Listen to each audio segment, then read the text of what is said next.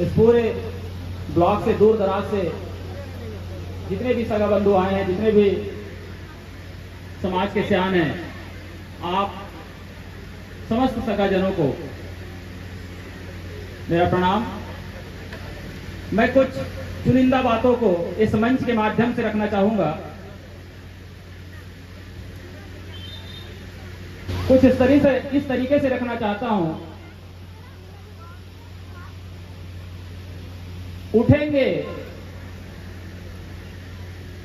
उठेंगे आदिवासी भारत के वास्ते,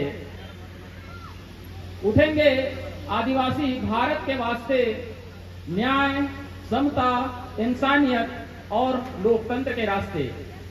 उठेंगे आदिवासी भारत के वास्ते। इन लाइनों में मैंने जितना कहा है, उन लाइनों को केवल आपको समझ बनाना है आज के दिन में।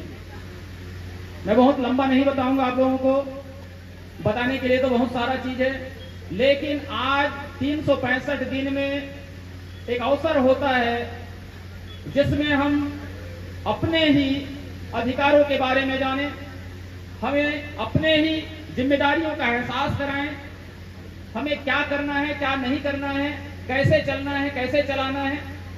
ये आज का दिन होता है जिसमें हम आज यहाँ इकट्ठा हुए हैं। इसके अलावा 364 दिन में किसी के पास समय नहीं रहता। मुझे लगता है कि आत्मचिंतन का यह अवसर संयुक्त राष्ट्र संघ ने हमें दिया, उसका हमें भरपूर उपयोग करना चाहिए।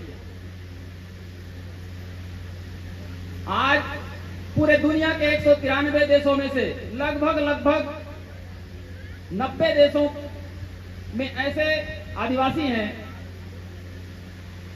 जिनके अधिकारों के बारे में, उनके साथ हो रहे अत्याचार के बारे में, उनके साथ हो रहे दमन के बारे में, उनके अधिकारों के संरक्षण के बारे में आज के दिन सब लोग विश्व आदिवासी दिवस के रूप में मना रहे हैं। मनाने का तरीका अलग अलग हो सकता है। हम कुछ लोग मंच में बैठे हैं, कुछ लोग नीचे बैठे हैं, कुछ जगहों में नाच करके, गाना करके, कुछ जगहों में संगोष्ठी कर करके, किसी जगह में ट्रेनिंग दे करके, अलग अलग तरीका हो सकता है मनाने का।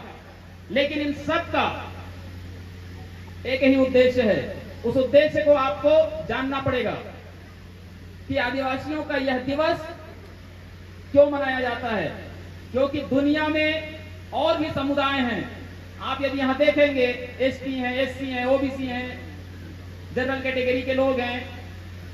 इन सब में से दुनिया के लोगों ने कैसे सोचा या कैसे माना कि केवल एक समुदाय का, खास करके आदिवासियों का एक विशेष दिवस हो, बाकियों का तो विशेष दिवस नहीं है।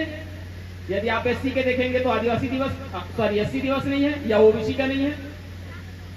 केवल आप लोगों में ऐसी क्या खूबी है या आप में वो क्या खासियत है कि दुनिया के लोगों ने माना कि आपका एक दिवस होना चाहिए। ये बड़े सोचने वाली बात है। इसको आपको सबको समझ के जाना चाहिए आज के इस मंच से।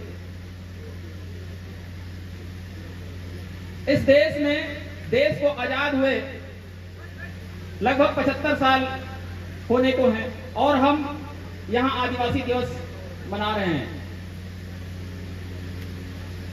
आदिवासियों के अधिकारों के साथ कैसा उल्लंघन होता है, ये अभी हमारे स्वागत भाषण में निकल करके आया और मैं उन्हीं बिंदुओं को आगे बढ़ाऊंगा और साथ में हमारे सम्माननीय विधायक महोदय जिन बातों को जिक्र कर रहे थे, उन बातों को मैं रेखांकित करना चाहूंगा अपनी बातों पे।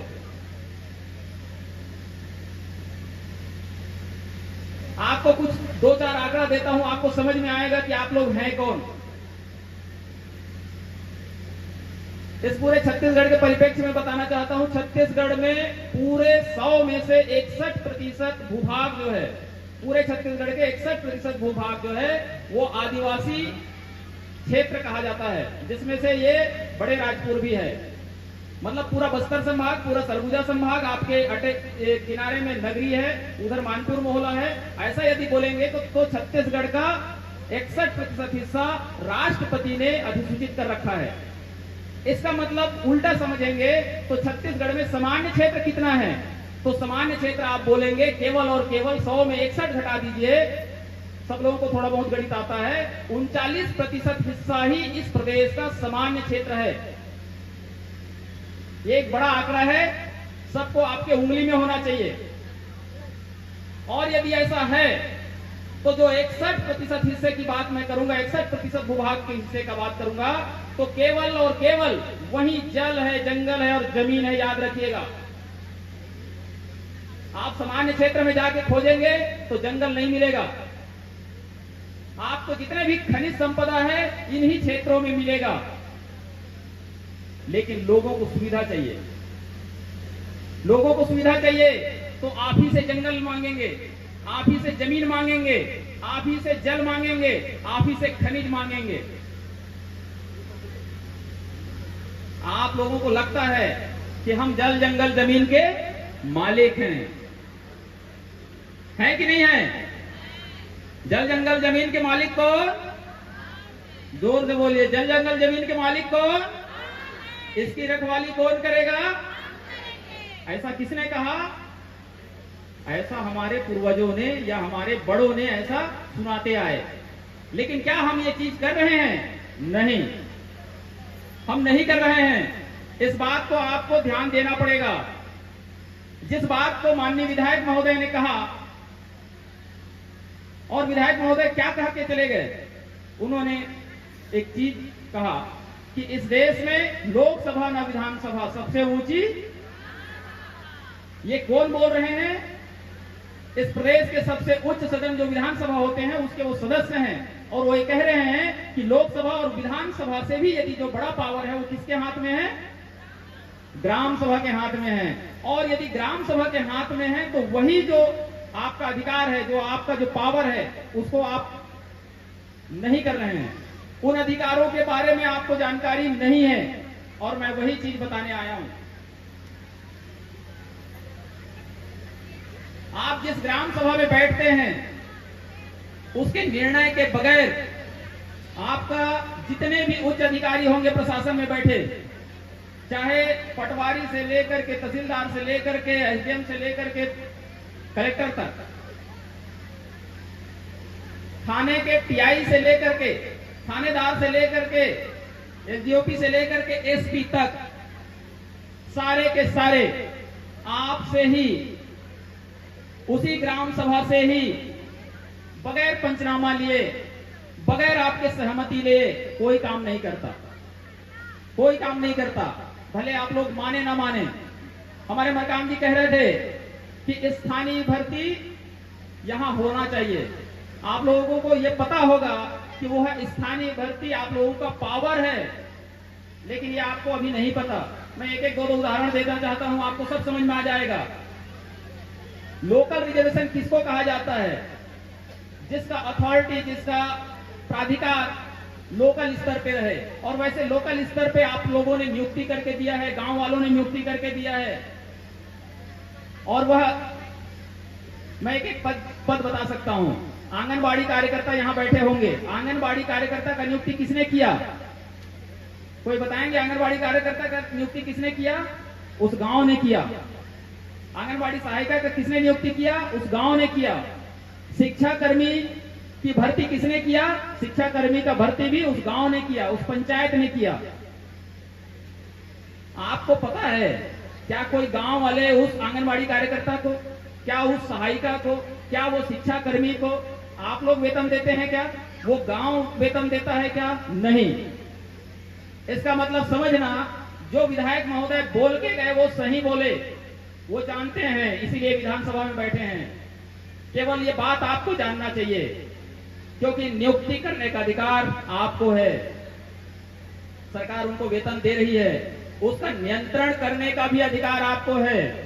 सारे ग्राम सभाओं को, जितने भी शासकीय क्षेत्र के सार्वजनिक उपक्रम के संस्थान हैं, चाहे वो आंगनबाड़ी हो, चाहे स्कूल हो, चाहे लेम्स हो, चाहे स्वास्थ्य केंद्र हो, ये सारे के जितने भी सरकारी कर्मचारी होंगे, उन सारे का नियंत्रण आपके हाथ में है।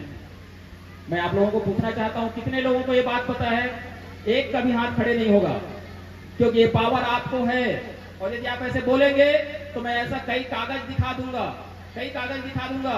इसीलिए विधायक महोदय बोल के गए, आपको आपका पावर नहीं पता, ठीक है। जिस दिन आपको आपका पावर पता होगा उस दिन सारा अधिकार आपके हाथ में होगा। मैं एक उदाहरण देना चाहता हूं आपको समझ बनाने के लिए।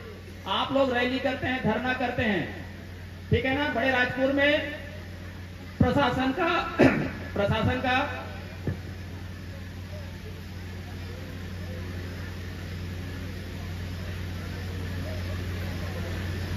दरवाजा खटखटाते हैं, और ज्यादा से ज्यादा हुआ तो कलेक्ट्रेट घेराव करते हैं, और ज्यादा से ज्यादा हुआ तो जिला मुख्यालय में धरना दे देते हैं, और ज्यादा से ज्यादा हुआ तो चक्का जाम कर देते हैं। किसके लिए करते हैं? आपका डिमांड क्या रहता है? डिमांड यही रहता है कि जल जंगल जमीन के मालिक हम हैं, हमें आप जंगल दे दो, आप हमें जमीन दे दो। मैं मंच में जितने भी हमारे पुरोधा बैठे हैं, आप सब लोगों से पूछना चाहता हूं, क्या जो जंगल है वो कोंडा गांव में है क्या, जिसको आप मांग करने गए हैं? नहीं। क्या वो जंगल जिसको आप मांग करने गए हैं तहसील ऑफिस में, क्या वो तहसील ऑफिस में जंगल है क्या? नहीं। इसका मतलब क्या समझ रहे हैं? हम जो डिमांड कर रहे हैं, हम जो ज्ञापन दे रहे हैं, हम गलत जगह पे मांग कर रहे हैं, वो सही जगह नहीं है। भाई तहसीलदार जंगल देगा क्या आपको? कोई भी बता दें, जिसके पास जंगल ना हो कैसे आपको जंगल दे सकता है? जंगल है उस गांव में, जंगल है जिस गांव में आप लोग रहते हैं। इसका मतलब सरकार ने कहा, केंद्र सरकार ने भी कहा और राज्य सरकार ने भी कहा कि वह जंगल के मालिक आप हैं। ऐसा कहां लिखा है बोलने से? मैं ऐसा कई कागज दिखा दूंगा। उस जंगल के प्रबंधन का अधिकार आपको है, लेकिन ये आप मान नहीं रहे हैं। उल्टा एक कागज बनाते हैं और उसी अधिकारी के पास जाते हैं जिसके पास जंगल नहीं है, और कहते हैं कि साहब ये कागज ले लो और हमें जंगल दे दो। याद रखना, ये सरकार किससे चलती है? सरकार चलती है कागजों से। याद रखना, सरकार किससे चलती है? कागजों से। और कागज आपके हाथ में है, और जंगल किसके पास में है? आपके पास में है। लेकिन आप कुछ उल्टा कर रहे हैं। इसीलिए आज 9 अगस्त विश्व आदिवासी दिवस के दिन याद रखिएगा, कोई भी ज्ञापन यदि आप देते हैं जंगल के बारे में, तो वह तहसीलदार के पास नहीं देना है, सीओ जनपद के पास नहीं देना है, बड़े राजपुर के इस ऑफिस में नहीं देना है, कोंडा गांव के ऑफिस में आप जंगल नहीं मांगेंगे, क्योंकि उनके ऑफिस में कहीं जंगल नहीं है। जंगल है आपके गांव में, तो मांगना किसको चाहिए? उसी गांव को मांगना चाहिए। तो उस गांव में आपको देगा कौन? कोई बैठा है कि नहीं उस गांव में? तो मैं कहूंगा उस गांव में एक ग्राम सभा नाम का एक स्थायी सदन है, याद रखिएगा। उस गांव में ग्राम सभा नाम का एक स्थायी सदन है। उसी सदन में ही आपको कागज रखना है। आपको यहाँ नहीं आना है, ब्लॉक में नहीं आना है, तहसील में नहीं जाना है, और ना ही जिला में जाना है। आप उस जगह पे बैठिए जिसके सदस्य आप भी हैं, उस ग्राम सभा के, उस स्थायी सदन के आप सदस्य हैं। आप लोगों को पता ही नहीं है कि वह ग्राम सभा है क्या। मैं आप लोगों को एक दो उदाहरण देता हूं। विधायक महोदय क्या कह के गए? लोकसभा ना विधानसभा सबसे ऊंची। तो आपको सबसे ऊंचा कौन है बोल रहे हैं? क्यों ग्राम सभा को बोल के गए? इसलिए क्योंकि वो स्थायी सदन है, वो मरने वाला नहीं है। याद रखिएगा, आप लोकसभा विघटित हो सकता है। आप लोग अटल बिहारी वाजपेयी का नाम सुने होंगे, 13 दिन के प्रधानमंत्री थे हमारे देश के, थे कि नहीं थे? विधानसभा विघटित हो सकता है। यदि मध्य प्रदेश में देखेंगे, पहले कमलनाथ मुख्यमंत्री हुआ करते थे, बाद में वो शिवराज चौहान बन गए। इसका मतलब लोकसभा और विधानसभा विघटित हो सकता है, लेकिन ग्राम सभा विघटित नहीं हो सकता।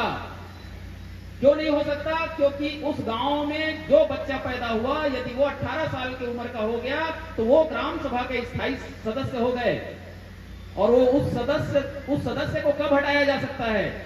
जब उस गांव से वो या तो मर जाएगा, या उस गांव से भाग जाएगा, या वो पागल हो जाएगा। इसके अलावा वो ग्राम सभा का सदस्य हमेशा बना रहेगा। इसका मतलब उस सदन में आपको बात रखनी है, चाहे कोई भी अधिकार हो।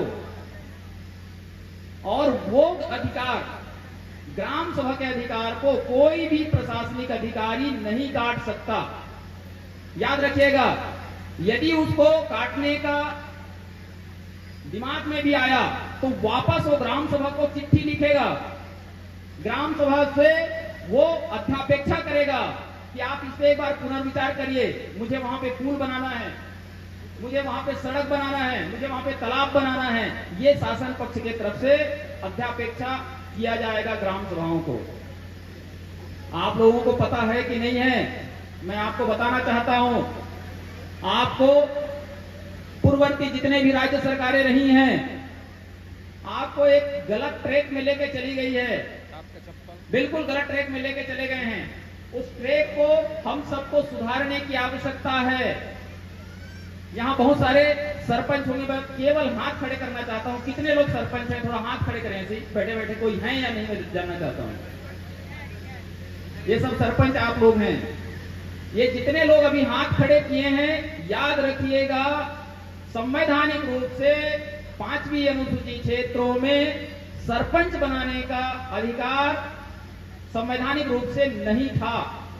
उसके बाद भी हमारे बीच में बैठे हैं, इसका मतलब एक गलत प्रक्रिया को हम पिछले 28 साल से ढो रहे हैं।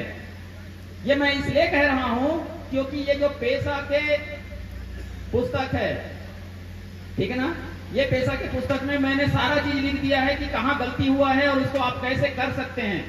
ठीक है, इसमें ग्राम सभाओं को क्या पावर है और जल जंगल जमीन को आप कैसे बचा सकते हैं। आप याद रखिएगा, आप याद रखिएगा। अरे डिस्टर्ब कर रहा है, ठीक है, कि जो ये पेशा कानून है वो 5वीं अनुसूची क्षेत्रों में लागू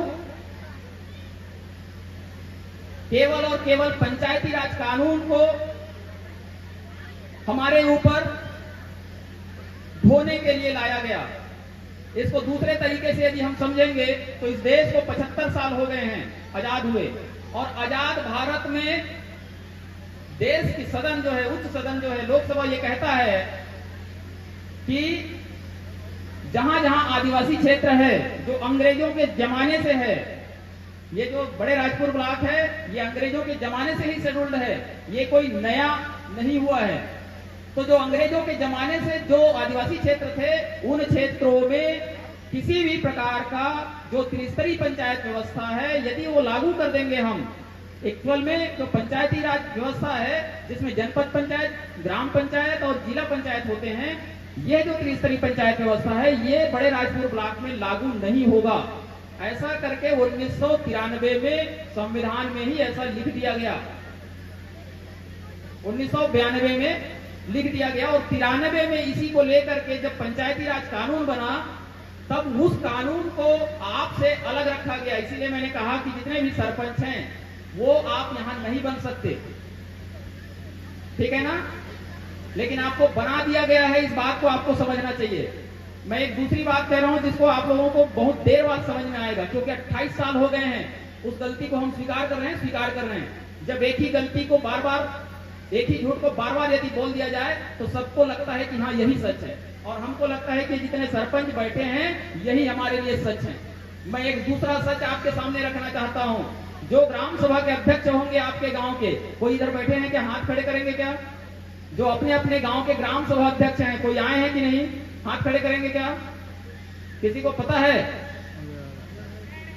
किधर है? आप है एक जन ग्राम सभा के अध्यक्ष, इसके अलावा कोई नहीं है यहाँ ग्राम सभा के अध्यक्ष।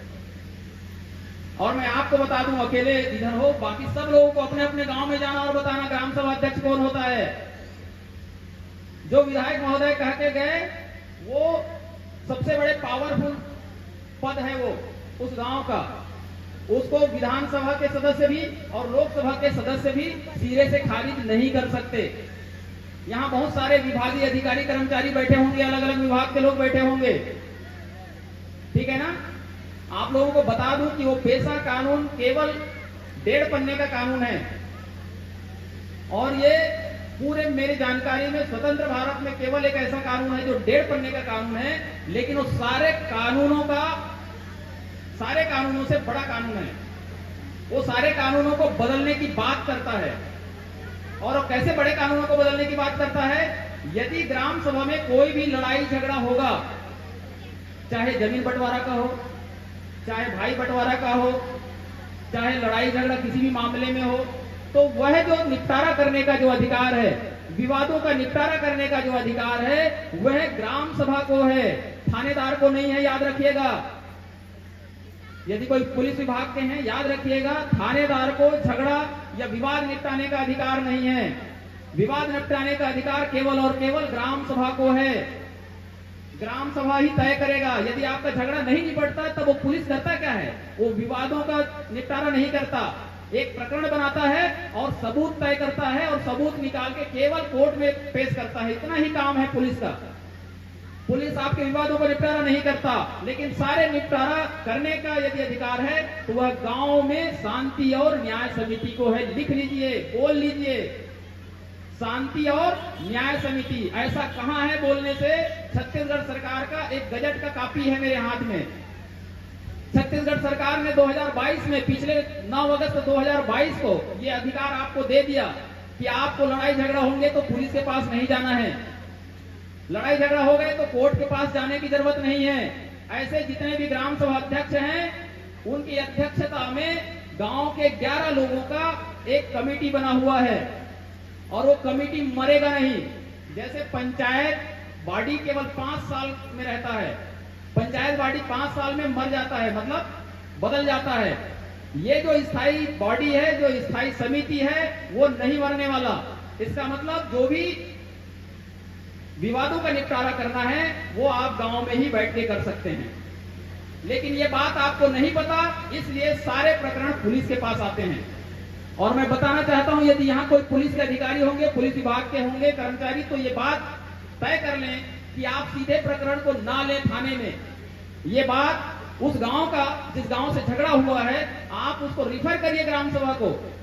ये मैं पुलिस वालों को कहना चाह रहा हूं, पुलिस विभाग को कहना चाह रहा हूं इस मंच के माध्यम से, क्योंकि उनको ये नहीं पता है। और ये मंच के माध्यम से चाहूंगा कि पुलिस विभाग को ये आज के बाद ये कागज उनको सौंप दें। वो जो 1.5 पन्ने का कानून है, उसमें क्यों इतना पावर है कह रहा हूं, क्योंकि आईपीसी का धारा हुआ करता था, आज वो बदल गया है। जो आईपीसी की धारा है, उसके भी धाराओं को सुनने का अधिकार ग्राम सभाओं को दिया गया है। यदि अधिकारी कर्मचारी होंगे तो मेरी बातों को एकदम बारीकी से सुनिएगा। आईपीसी की धारा, जो अंग्रेजों के बनाए हुए कानून थे, उन कानूनों को भी सुनवाई करने का अधिकार ग्राम सभाओं को दिया गया है। ये छोटा मोटा पावर नहीं है। मैं ऐसा इसलिए कह रहा हूं क्योंकि आईपीसी की धाराओं पे कभी भी एफआईआर होता था और चालान पेश होता था कोर्ट में, तो वह कोर्ट में सुनने के लिए केवल 2nd क्लास जज की आवश्यकता पड़ती है। आप और मैं नहीं सुन सकते। और यदि उसी को ये कानून कह दे, ये पेशा कानून कह दे कि ये ग्राम सभा बैठ के आईपीसी की धाराओं पे भी सुनवाई करे, इसका मतलब वो छोटा मोटा पावर नहीं है। सरकार आपको न्यायिक अधिकार देना चाहता है, राज्य सरकार आपको न्यायिक पावर देना चाहता है। लेकिन आप लोग बताएं मुझे, गांव के जितने लोग आए हैं, मैं जो बात कह रहा हूं आप लोग पिछले 2 सालों से कर रहे हैं क्या? नहीं। वो इसलिए क्योंकि मेरे तरीके का कोई भी व्यक्ति आपको ये बात नहीं बताया है। तो ये बात होना चाहिए कि नहीं होना चाहिए? इस मन से होना चाहिए। क्योंकि भाई हम, यदि भाई बंटवारा, हम झगड़ा हुए तो पुलिस क्यों प्रकरण बनाए, या मैं पुलिस के पास क्यों जाऊं? जब कुछ भी पुलिस यदि प्रकरण बनाता है, यदि कोई सबूत इकट्ठा करना होता है तो किससे पंचनामा लेता है? वो गांव वालों से ही लेता है, अपने से, अपने मर्जी से नहीं बनाता। याद रखिएगा। वैसे ही आप याद रखिएगा, यदि कोई 170 खा का मामला हुआ, आदिवासी की जमीन यदि गैर आदिवासी को चला गया है, यदि कोई गैर आदिवासी छल से, कपट से, धोखा से, धड़ी से यदि ले लिए हैं जमीन गैर आदिवासी, तो वह जमीन वापस करने का अधिकार भी ग्राम सभाओं को है। मतलब आपको है। ये कोई एसडीएम के पास नहीं जाएगा। यदि एसडीएम ऑफिस से कोई अधिकारी कर्मचारी बैठे होंगे तो इस बात को नोट कर लीजिएगा इस मंच के माध्यम से। जो राजस्व के अधिकारी होंगे, चाहे पटवारी हो, तहसीलदार हो, सुन लीजिए, वो पावर अब एसडीएम के हाथ में नहीं है। तो किसके हाथ में है? ग्राम सभाओं के पास है। माननीय विधायक महोदय फोकट में नहीं बोल के गए आप लोगों को, वो बरगला के नहीं गए, वो असली बात बोल के चले गए। अब ये बात आपको समझना है कि लोकसभा और विधानसभा से सबसे बड़ा पावर आपके हाथ में है। अब क्या उस अपने अधिकारों को आप कैसे ले सकते हैं, इसके लिए ये 9 अगस्त है, आपको लेना पड़ेगा। और इसीलिए मैंने कहा उठेंगे, आदिवासी भारत के वास्ते उठेंगे, न्याय, समता, इंसानियत और लोकतंत्र के रास्ते वो उठेंगे। बशर्ते यह है कि आपको अपना अधिकार समझना पड़ेगा। आप जंगल किसके हाथ सौंपना चाहते हैं? मैं आपको उदाहरण देता हूं। कोरोना काल के समय को कोई नहीं भूल पाया है। कोई भूले हैं क्या? कोरोना काल का समय कोई नहीं भूल पाया है। उस समय ऑक्सीजन की कमी, ऑक्सीजन को दुकानों में लेते थे, मतलब हॉस्पिटल में ऑक्सीजन आपको लेना पड़ता था। हम यहां लेके घूम रहे हैं क्या ऑक्सीजन? यहां शुद्ध हवा है, और ये शुद्ध हवा आपको रायपुर में, दिल्ली में, मुंबई में मिलेगा क्या? नहीं मिलेगा। लेकिन यहां जंगल है, और जंगल है तो आपको शुद्ध हवा है, जंगल है तो ऑक्सीजन है, और जंगल है तो आपका जिंदगी है, आपका जीवन है। आप उस जंगल को संरक्षण करने के बजाय, उसके रखवाली करने के बजाय आप उसको दूसरे के हाथों में सौंपना चाहते हैं। और मैं ये इसलिए कह रहा हूं कि यह कानून पिछले 15 साल हो गए, वो कहता है कि जल जंगल जमीन के मालिक आप हैं। यदि ग्राम सभा वाले यदि दावा करेंगे तो उस दावा के मुताबिक डीएफओ, कलेक्टर और ट्राइबल एसी, ये 3 जो बड़े अधिकारी होते हैं हमारे जिले के, वो उस दावे को काट छांट नहीं कर सकते। आप जितना दावा करेंगे उतना वो लोग साइन करके आपको पट्टा दे देंगे। पट्टा बोलना नहीं चाहिए, लेकिन आप लोगों को पट्टा का आदत बन गया है, इसलिए मैं बोल रहा हूं। और मैं इसलिए बोल रहा हूं क्योंकि आप अपने जंगल पे दावा नहीं कर रहे हैं, क्योंकि उनको लगता है कि ये जंगल कोई दूसरे का है। और मैं बार बार कह रहा हूं कि वो जंगल आपका है। उस जंगल पे आप दावा करेंगे तो आपको उसका प्रबंधन का अधिकार सरकार देगी। यही बात बोल के गए विधायक महोदय। वो ग्राम सभा को इतना बड़ा पावर है, देख ले। और जिस दिन कलेक्टर, ट्राइबल एसी और डीएफओ जिस दिन साइन करके एक पन्ने का टाइटल आपको दे देंगे, उसके बाद पूरा प्रबंधन आपको करना है। वन विभाग के साथी होंगे या अधिकारी कर्मचारी, तो बिल्कुल इस बात को ध्यान रखेंगे कि जो गांव का जो सीएफआरएमसी जो बना है, वन संसाधन प्रबंधन समिति बना है, वो आपके जंगलों में कैसे प्रबंधन करना है वो तय करेगा। मैं आप लोगों को पूछना चाहता हूं, केवल समझाने के लिए, वन विभाग यदि वृक्षारोपण करता है तो कौन कौन से वृक्षों का रोपण करता है? मैं जनरली इधर से आया तो देखा हूं, काजू का करते हैं ना, नीलगिरी, अगेसिया। मैं पूछना चाहता हूं इस मंच को, क्या आप लोग काजू खाते हैं क्या? कोई नहीं खाता। काजू से कोई लेना देना नहीं है। कोई ये नीलगिरी के घर से घर बनाए हैं क्या? नीलगिरी पेड़ से नहीं। अगेसिया का कोई औचित्य है क्या? नहीं। लेकिन ये कौन तय करता है? वन विभाग, क्योंकि उसके पास केवल और केवल बजट आता है और वो तय करता है कि मेरे को वृक्षारोपण करना है, और उसको आप लोग स्वीकार कर लेते हैं। और मैं ये कह रहा हूं कि ऐसा करना गलत है, कानूनन गलत है, विधिक रूप से गलत है। अब आपको तय करना है, गांव वालों को तय करना है। जिस दिन ये तीनों अधिकारी साइन करके आपको दे देंगे, उस दिन आप तय करेंगे कि आपको इमली लगाना है कि महुआ लगाना है, कि आम लगाना है कि अमचूर निकाल रहे हैं, आप फलदार पौधा लगाना चाहते हैं कि इमारती लकड़ी लगाना चाहते हैं, इमारती पौधा लगाना चाहते हैं, ये गांव वाले तय करेंगे। ये तय करने का अधिकार आपको है। लेकिन बड़े अफसोस की बात है, मैं इतना चिल्ला चिल्ला के बोल रहा हूं, लेकिन गांव वालों को, आप लोगों को इसका एहसास ही नहीं है कि ये निर्णय हम ले सकते हैं। और इसीलिए मैंने कहा कि जब तक आप अपने लिए निर्णय नहीं लेंगे, तब तक गैर लोग ही आपके लिए निर्णय लेते रहेंगे। इसको लिख लीजिए, जब तक मैं अपने लिए निर्णय नहीं लूंगा, तब तक मेरे लिए हमेशा गैर लोग निर्णय लेंगे। और इस बात को यदि आपको समझना है तो जो गैरों के बुद्धि पे चलता है उसको प्रबुद्धिया कहते हैं। बोलते हैं कि नहीं बोलते हैं? तो आप लोग कौन हैं? गाली मत समझिएगा, मैं उंगली उठा के बात इसलिए कर रहा हूं क्योंकि आपके दिमाग को मेरे को खोलना है। आप दूसरे के बुद्धि पे चलने वाले लोग हैं, इसलिए आज से तय कर लें। इसलिए मैं इस मंच में दहाड़ के बोल रहा हूं कि ये निर्णय लेने का अधिकार आपको है। डीएफओ केवल और केवल आपके कार्य योजना को अपने वर्किंग प्लान में केवल दर्ज करेगा। याद रखिएगा, यदि कोई डीएफओ कार्यालय के अधिकारी बाबू कोई यहां होंगे तो याद रखिएगा, जो ग्राम सभा को पावर है उन्होंने तय कर दिया कि हम अगेसिया नहीं लगाएंगे, हम इमली लगाएंगे। गांव वाले को लग गया कि ये हम काजू नहीं खाएंगे, काजू के बदला हम आम लगाएंगे, तो आम ही लगेगा। डीएफओ फाइनल नहीं करेंगे, वो गांव फाइनल करेगा, वो ग्राम सभा फाइनल करेगा। उसके बाद उसका प्रबंधन भी आपको करना है। ये मैं छोटे छोटे इसलिए कह रहा हूं क्योंकि मैं दिन भर जब ट्रेनिंग देता हूं तो 10:30 बजे से 5:30 बजे तक सब लोगों को ट्रेन करता हूं, तब थोड़ा बहुत समझ में आता है।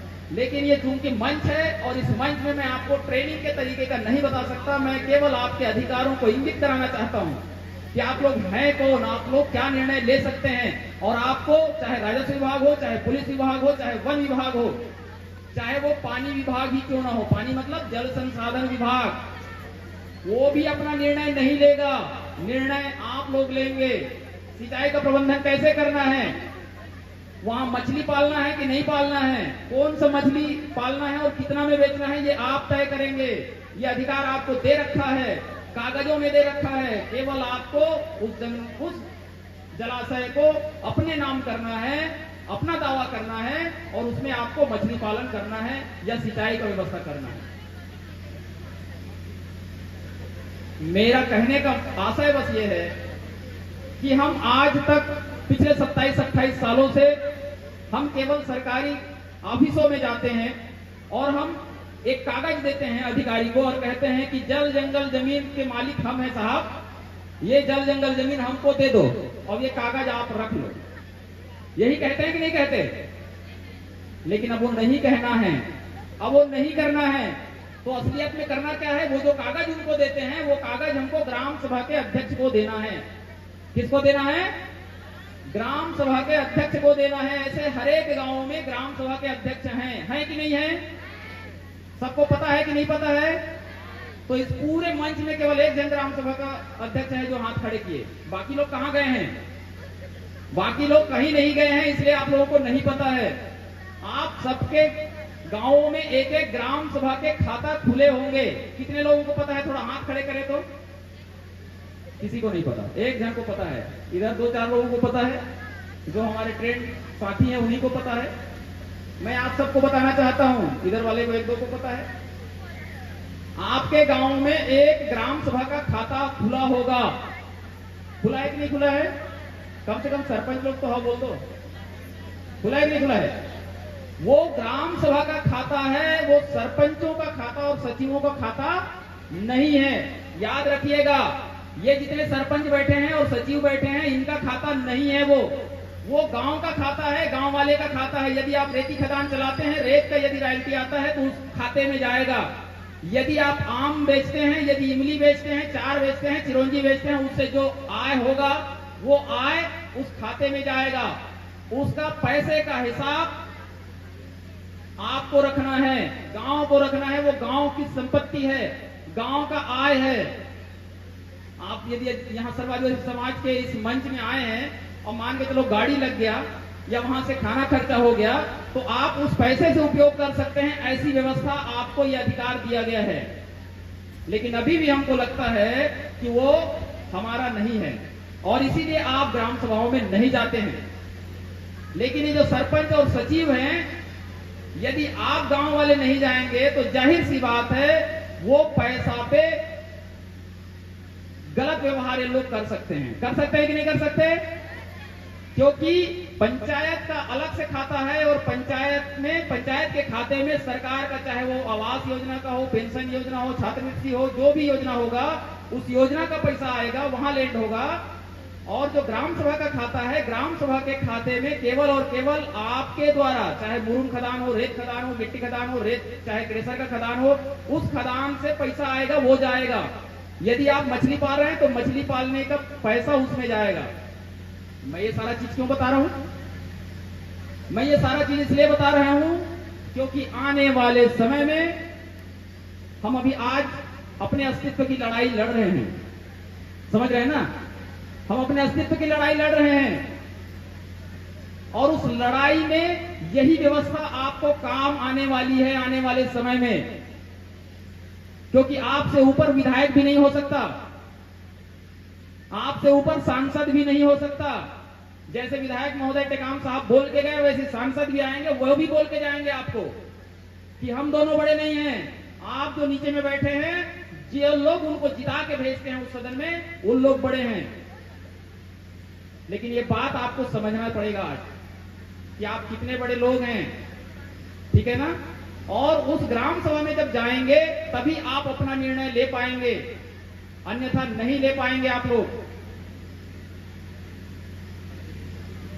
2-3 चीजें बात रख के फिर मैं अपनी बात विराम दूंगा, क्योंकि ये 9 अगस्त है और 9 अगस्त के चलते हमारे जो डिमांड है, शायद 12 डिमांड आया, उस डिमांड में से पहला डिमांड था 32% आरक्षण हमको मिलना चाहिए।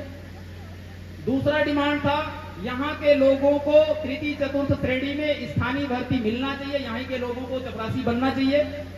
बाहर के लोग आ जाते हैं, बिलासपुर के लोग, रायपुर के लोग, जो पढ़े लिखे लोग हैं वो चपरासी बनने आते हैं, और हमारे यहाँ के सोमारू राम, बुधारू राम, वो चपरासी भी नहीं बन पाते, भले वो कितना भी पढ़े लिखे रहे।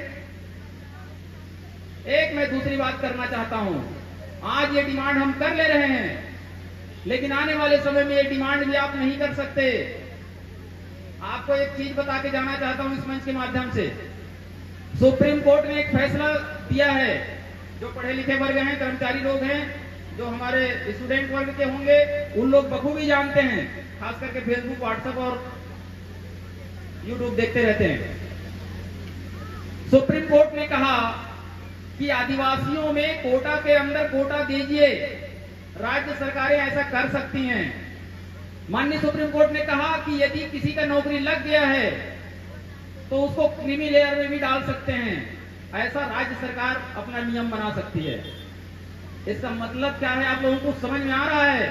यहाँ जितने लोग बैठे हैं सब आय वाले हो जाएंगे, और दोबारा जो एक बार विधायक बना दोबारा विधायक नहीं बनेगा, क्योंकि वो भी क्रीमी लेयर में आएगा। जो एक बार सांसद बन गया वो भी दोबारा सांसद नहीं बन सकता, क्योंकि वो भी क्रीमी लेयर में आएगा। और जो एक जन गुरुजी बन गया उसका बेटा कभी गुरुजी नहीं बनेगा, क्योंकि वो भी क्रीमी लेयर में आएगा। तो जितने लोग हैं, ये सरकार को तय करना है, स्टेट गवर्नमेंट को तय करना है कि किसको क्रीमी लेयर बनाएगा। ये बड़ा ताज्जुब की बात है। हमें इस न्यायिक व्यवस्था पे सवाल खड़े करना चाहिए। माननीय सुप्रीम कोर्ट ने कहा है और उनके निर्देशों का पालन सारे हाई कोर्ट को करना रहता है और सारे स्टेट गवर्नमेंट को उसका पालन करवाना होता है। यदि ये बात आ गई तब आप समझिएगा, हम लोग आज बोले कि एक तीर एक कमान, सब लोग क्या बोले? एक बार जोर से बोलिए, एक तीर एक कमान। क्या बोले आप लोग? इसका मतलब आप मानते हैं हलवा है, गोड़ है, उराव है, कंवर है, हो है, मुंडा है, सब हम एक हैं। छत्तीसगढ़ में 42 जनजाति हैं, उड़ीसा में 65 जनजाति हैं। हम सब लोगों को लगता है कि हम एक हैं, लेकिन माननीय सुप्रीम कोर्ट ने कहा कि कोटा के अंदर कोटा दीजिए। इसका मतलब 32% आरक्षण हमको मिलता है छत्तीसगढ़ में, तो उस छत्तीसगढ़ के 32% आरक्षण में जो एकदम पिछड़े वर्ग हैं उनको भी कोटा दीजिए। इसका मतलब कमार हैं, अबुझमड़िया हैं, पीवीटीजी ग्रुप के हैं, उनको आप 32% के अंदर में और कोटा दीजिए, मतलब और आरक्षण दीजिए। अब लड़ाई झगड़ा चालू होगा आप लोगों का। क्यों लड़ाई झगड़ा चालू होगा? क्योंकि सारे नौकरी पेशा वाले ज्यादातर होंगे गोंड जनजाति के होंगे, ज्यादा नौकरी वाले होंगे तो हलवा जनजाति के होंगे, हैं कि नहीं है? यहाँ आप बताओ, सारे लोग हैं, तो सब क्रीमी लेयर में आएंगे। और बचेगा कौन? जो कमार है, जो भुंजिया है, जो बिरहोर है, समझ गया ना, जो बैगा है, ये जनजाति लोगों को सुप्रीम कोर्ट ने कहा कि भाई वो बहुत पिछड़े हुए हैं, 42 जनजाति में से भी बहुत पिछड़े हैं, उनको वापस लाते हैं। तो क्या करेंगे, पहले आपको इधर से नीचे बिठाते हैं। ये विश्लेषण अलग अलग तरीके का अलग अलग मंचों में आपको अभी आने वाले समय में मिलेगा।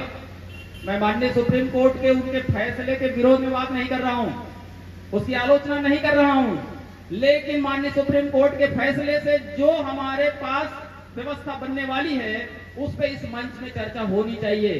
क्या गलत है क्या सही है वो राज्य सरकार तय करेगी, आप तय नहीं करेंगे। लेकिन जो मैं व्यवस्था सोच रहा हूं या मैं देख रहा हूं ये यही होने वाला है। जब कोटे के अंदर कोटा की बात करेंगे तब आप बोलेंगे कि गोंड समाज एक हो जाएगा, बोलेगा मेरा विधायक बनना चाहिए, समझ रहे हैं ना। हलवा समाज एक हो जाएगा, बोलेगा मेरा सांसद बनना चाहिए, समझ गया ना। कमार समाज अपना एक हो जाएगा क्योंकि मेरे लोगों को नौकरी में लगाना है, तो ये मेरा जिला अध्यक्ष है। अभी आप लोगों को लगता है सर्वाधिक समाज के एक ही अध्यक्ष हैं, ऐसे 42 जन अध्यक्ष पिछले बार आगे आने वाले समय में हम बैठेंगे और यही एक दूसरे पे मन मुटा होगा, एक दूसरा तिरछा देखेगा, समझ रहे हैं। इसको कहते हैं कोटे के अंदर कोटा। अब ये बात आने वाले समय में आप लोग खुद ही परख लेना कि कैसे होने वाला है। मैं कोटे के अंदर कोटे का विरोध नहीं कर रहा हूं, ये एक अच्छी व्यवस्था है, लेकिन क्रीमी लेयर जैसी डालेंगे तो ये आर्थिक लाभ पहुंचाने वाला आरक्षण व्यवस्था नहीं है। याद रखिएगा, यदि आदिवासियों को और एसटी को आरक्षण दिया गया है तो वो आर्थिक व्यवस्था के लिए नहीं है, आर्थिक संपन्नता के लिए नहीं है, आर्थिक सुधार का ये प्रोग्राम नहीं है। आपको प्रतिनिधित्व का हिस्सा दिया गया है, मेन पावर में आने के लिए, मेन हर एक संस्थानों में जगह देने के लिए, वो प्रतिनिधित्व कैसे आए इसके लिए बात कही गई है। लेकिन कुछ दौर से हम देख रहे हैं इस देश में, कुछ दौर से हम देख रहे हैं इस देश में कि वह जो व्यवस्था है वो बदलती जा रही है, धीरे धीरे बदलती जा रही है, हमारी चुनौतियां बढ़ते जा रही है। मैं पूछना चाहता हूं, जब पहला आदिवासी दिवस ये विश्रामपुरी में मनाए होंगे तब कितना डिमांड रहा होगा आपका? 1 टन रहा होगा, 1 टन रहा होगा। लेकिन अभी अध्यक्ष महोदय ने सुनाया 12 टन हो गया है। हमारे चारमा साइड में जाएंगे तो 32 टन रहता है और कम नहीं होता है।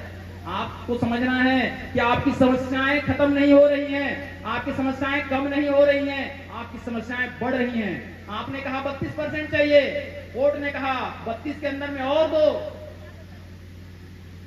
अच्छी बात है कोटा के अंदर कोटा, क्योंकि हमारे लोग जो 42 जनजाति के लोग हैं, जो पिछड़े हुए हैं, उनको जरूर आना चाहिए, ठीक है ना। तो ये जो व्यवस्था है, आप कह रहे हैं कि स्थानीय भर्ती होना चाहिए। माननीय सुप्रीम कोर्ट और माननीय हाई कोर्ट ने कई आदेशों में ये इंगित कर दिया है कि आप स्थानीय भर्ती नहीं कर सकते।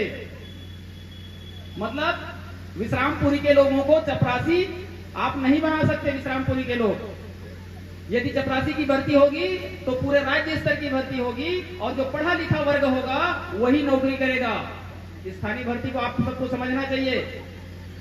यदि अबुझमाड़ है, अबुझमाड़ सुने कि नहीं सुने हैं? अबुझमाड़ को सुने हैं। अबुझमाड़ में पिछले 75 सालों में इस देश में जो सत्ता में सरकारें रही हैं वो पहुंच नहीं पाई अबुझमाड़ में। ये सरकारी डेटा कहता है कि हम सर्वे नहीं कर पाए हैं। छत्तीसगढ़ सरकार कहती है कि हम अबुझमाड़ एक इस देश का ऐसा हिस्सा है जहां हम सर्वे नहीं कर पाए हैं, और आप कहते हैं कि हमारी स्थानीय भर्ती होना चाहिए। आप कहते हैं 32% आरक्षण हमको मिलना चाहिए। पेशा कानून ने उसी चीज को बल दिया। वो कोई भी यदि कानून 5वीं अनुसूची क्षेत्र में लागू करेगा राज्य सरकार या केंद्र सरकार, तो वह अपवादों और रूपांतरणों के अधीन ही लागू करेगा, अन्यथा लागू नहीं कर सकता। और इस लिहाज से देखेंगे तो यदि हर एक ग्राम पंचायतों में, हर एक ग्राम सभाओं में ग्राम सभा अध्यक्ष बन गए हैं, बने कि नहीं बने, लेकिन उसका लिखा पढ़ी करने के लिए कोई सचिव बना के दिया हो क्या? सरकार ने नहीं दिया। सरकार ने आपको ग्राम सभा का सचिव नहीं दिया। जो ग्राम पंचायत के सचिव हैं उन्हीं को बोल दिया गया, ठीक है भाई, वो ग्राम सभा का भी लिखा पढ़ी आप ही कर देना, पंचायत का तो करना ही करना, उसके लिए वेतन पाते हो, लेकिन ग्राम सभा के कार्यवाही को भी आप ही लिख देना।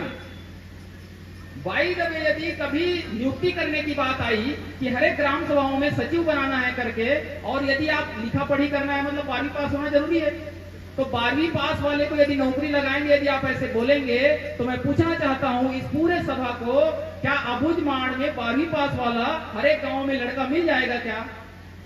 कोई भी बता दो, अबुझमाड़ में 12वीं पास वाला कोई लड़का मिल जाएगा क्या हर गांव में? नहीं मिल सकता। इसलिए नहीं मिल सकता क्योंकि सरकारी आंकड़ा कहता है कि आपने स्कूल खोला नहीं वहां, आपने आंगनबाड़ी आज तक खोला नहीं वहां, तो पढ़ेगा कहां? जब पढ़ा ही नहीं है तो 12वीं पास मिलेगा कहां? जब वो 12वीं पास मिलेगा ही नहीं तो क्या उसको आप सचिव छोड़ देंगे क्या? ग्राम सभा बनाना छोड़ देंगे क्या? नहीं। इसलिए मेन स्ट्रीम में जो विकास की मुख्य धारा है उसमें लाने के लिए आपको खींच के उनको लाना ही पड़ेगा। तब बात आती है स्थानीय भर्ती की, जिसको आप बोल रहे थे। तब रायपुर का बंदा जाके अबुझमाड़ में गोंडी में बोल नहीं सकता। तब भिलाई का बंदा कितना भी पढ़ा लिखा होगा, गोंडी में जाके ओरछा में नौकरी नहीं कर सकता। वहां तो गोंडी चाहिए कि नहीं चाहिए? वो तो गोंडी बोलते हैं, हिंदी तो आता ही नहीं है। आप कितना भी इंग्लिश में पढ़ाई कर लो रायपुर में। ये स्थानीय भर्ती का आपको लॉजिक समझना पड़ेगा। और ये स्थानीय भर्ती कौन कर सकता है? ग्राम सभाएं कर सकती हैं। इस बात को आपको समझना चाहिए। इसलिए मैं बार बार कह रहा हूं, आंगनबाड़ी की भर्ती सरकार नहीं करती। आंगनबाड़ी की जो कार्यकर्ता है उसकी भर्ती गांव वाला करता है। शिक्षा कर्मी चूंकि अभी फुल हो गए हैं, कोटा फुल हो गया है, अतिशेष भी हो गए हैं, इसलिए नियुक्ति नहीं हो रहा है। लेकिन सारे यदि शिक्षा कर्मी को आप पूछेंगे तो आपकी नियुक्ति किसने किया? तो प्रथम चरण के जितने भी है सारे शिक्षा कर्मियों की भर्ती गांव वालों ने किया। अब गांव वाले किए, इसका मतलब रायपुर वाले को तो भर्ती नहीं किए होंगे? किए क्या? थोड़ा बताइए। अरे वो उसी गांव के बड़े राजपुर का है तो बड़े राजपुर का नौकरी में लगा कि नहीं लगा? इसको कहते हैं स्थानीय भर्ती। हम समझ नहीं रहे हैं, हम सब लोग कभी आवाज नहीं उठाए कि व्यापम में एक वैकेंसी निकलेगा और वहां बोलते हैं कि सारे स्कूलों और छात्रावासों में हम चपरासी का नौकरी का वैकेंसी निकालते हैं। आपने आवाज नहीं उठाया। मैं उंगली दिखा के बोल रहा हूं, आपको यही उंगली वापस मेरे को रिटर्न आना चाहिए। आपको उंगली उठाना चाहिए सरकार पे, आपको उंगली उठाना चाहिए व्यवस्था पे। जिस दिन आप व्यवस्था परिवर्तन की बात करेंगे, जिसमें व्यवस्था सुधारने की बात करेंगे, वो व्यवस्था सुधरेगी। आपने कभी नहीं कहा, इसीलिए व्यवस्था नहीं सुधरेगी। मैं ऐसा क्यों कह रहा हूं? क्योंकि पिछले समय में आपको याद होगा कोरोना काल था। मैं थोड़ा ज्यादा लंबा हो रहा है लेकिन ये बताना जरूरी है मेरे को, आपको समझ बनाने के लिए। पिछले समय कोरोना काल का समय था और कोरोना काल के समय भी सब लोग महुआ बीने थे। इधर महुआ होता है कि नहीं होता है? महुआ कितने जगह होता है? कितने लोग बीनते हैं? हाथ खड़े करें। कितने लोग महुआ बीनते हैं? सब लोग महुआ बीनते हैं। तो कोरोना काल के समय भी आप लोगों ने महुआ बीना, लेकिन मार्केट बंद था, दुकानदार खरीद नहीं रहा था। सब तो लॉकडाउन था ना। जब लॉकडाउन था तब भी आपने महुआ बीना और अपने घर में रखा। हमारे तरफ से वन विभाग के एक अधिकारी ने कहा, कांगे जी आपके तो हर गांव में हम आपके वॉलेंटियर हैं, आपके सारे जगह परिचित हैं। आप एक काम करवाइएगा कि वो महुआ को अपने घर में बोरी में रखे। जैसे ही लॉकडाउन खत्म होगा तो उसको हम आके उठा लेंगे। मैं बोला ये अच्छी बात है, कम से कम घर में ही सब लोग आ रहे हैं, घर में आके ले जाएंगे तो हमें कोई आपत्ति नहीं। मैंने कहा कितने में लेके जाओगे? तब वो जो अधिकारी ने कहा कि 19 रुपया पर किलो महुआ हम खरीदेंगे। कितना रुपया? कितना रुपया में खरीदेंगे बोले? कितने लोग महुआ खरीदते, कितने लोग महुआ बीनते हैं? बताओ, हाथ खड़े करो थोड़ा। कितना है उसका रेट बताओ। रेट दर कितना है? बाजार में कितना बेचते हो? कितना रुपया? इधर से बता दो कितना रुपया? मार्केट में कितना रुपये में महुआ पर किलो बेचते हो? 50 रुपया। चलो मैं मान लिया 40 रुपये, एक एवरेज मान लिया 40 रुपया। लेकिन वो अधिकारी कहता है कि भाई मैं 19 रुपया में लेके जाऊंगा क्योंकि आप तो मार्केट में महुआ बेच नहीं सकते। मैं बोला ठीक है भाई, क्योंकि दुकान खुला ही नहीं है, लॉकडाउन है, तो महुआ तो सड़ेगा नहीं, हम रखे रहेंगे। ठीक है, जब दुकान खुलेगा, लॉकडाउन खुलेगा, उसके बाद हम कोचिया को बेच देंगे। तो अधिकारी ने कहा नहीं, आप कोचिया के पास नहीं बेचेंगे, वो सरकार ले लेगी, छत्तीसगढ़ सरकार लेगी। तो मैं बोला फिर कितने में? बोले 19 रुपया में। तो मैंने कहा कि भाई 19 रुपया में हम क्यों आपको दें, जब मार्केट में ही 40 रुपया 50 रुपया में महुआ बिक रहा है तो हम आपको क्यों दें? तो मैंने कहा कि आप जो बोल रहे हैं सही बात है, मैं सारे जगहों पे महुआ रुकवा दूंगा, सारे जगह पे महुआ रुकवा दूंगा। हर एक गांव में महुआ कहीं नहीं बिकेगा, रुके रहेगा। लेकिन आप जाके बोलिए मैंने यही उंगली दिखाया। मैं वही बोल रहा हूं, व्यवस्था परिवर्तन के लिए आपको उंगली उठाना पड़ेगा। मैंने यही उंगली उठाया उनको और कहा कि माननीय मुख्यमंत्री छत्तीसगढ़ शासन को आप बोलिए कि 19 रुपया में कोई भी महुआ नहीं बेचेगा। भले हम कोचिया को बेच देंगे, भले हम सड़ा देंगे, भले हम मन बना देंगे, चलेगा कि नहीं चलेगा? चलेगा ना, लेकिन हम 19 रुपया में घाटा का सौदा नहीं करेंगे। आप जाके बताइए, आप लोगों को ताज्जुब नहीं होगा, आप लोगों को ताज्जुब होगा कि ऐसा बोलने के बाद और लॉकडाउन के दरमियान छत्तीसगढ़ सरकार में तत्कालीन माननीय मुख्यमंत्री भूपेश बघेल जी थे, उन्होंने 35 रुपया किया। यदि लघु वनोपज सहकारी सोसाइटी के कोई भी यदि कर्मचारी अधिकारी जुड़े होंगे तो याद रखिएगा, उसका एमएसपी दर है वो अभी 33 से 35 रुपए के आसपास होगा, और वो केवल अश्वनी कांगे के बोलने से नहीं हुआ, याद रखिएगा। ये चूंकि उंगली उल्टे दिशा में घुमा था। अभी मैं आपके ओर उठाया हूं, आप जिस दिन इस मंच के ओर उठाएंगे, इन लोग ठीक ठाक काम करना चालू करेंगे। अभी हमारे पदाधिकारी ठीक ठाक काम करना नहीं चालू किए हैं, हम उल्टे दिशा में डिमांड कर रहे हैं। सरकार चलती है कागजों से, हम चलते हैं जल जंगल जमीन से, याद रखिएगा। इसलिए सरकार को कागज रखने दीजिए, हमको हमारा जल जंगल जमीन रखने दीजिए। और यदि हम हैं, याद रखिएगा, ये आदिवासियत है, ये कोयतोरिन व्यवस्था है जो दुनिया को सिखाती है, ये दुनिया को सिखाती है आपके जीवन शैली, आपका पारंपरिक ज्ञान, आपका बोली भाषा। आपको बड़ा ताज्जुब होगा इस बात को सुन करके कि जो अबुझमाड़ है, जहां सर्वे नहीं हो पाया, ठीक है ना, वहां क्या बोली जाती है भाषा? क्या बोली जाती है भाषा?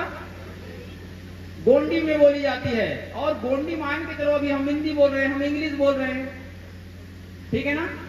हम आज के समय में मॉडर्न युग में अपनी भाषा बोल रहे हैं, लेकिन जो गोंडी में बोल रहे हैं वो कौन से दुनिया के लोग होंगे?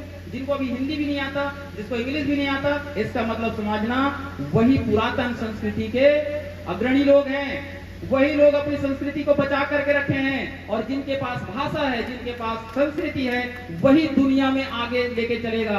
और जिसके पास भाषा नहीं है, जिसके पास दुनिया नहीं, जिसके पास संस्कृति नहीं है, अपनी परंपरा नहीं है, अपनी बोली भाषा नहीं है, अपनी रहन सहन नहीं है, जिसको आपने बदल दिया है।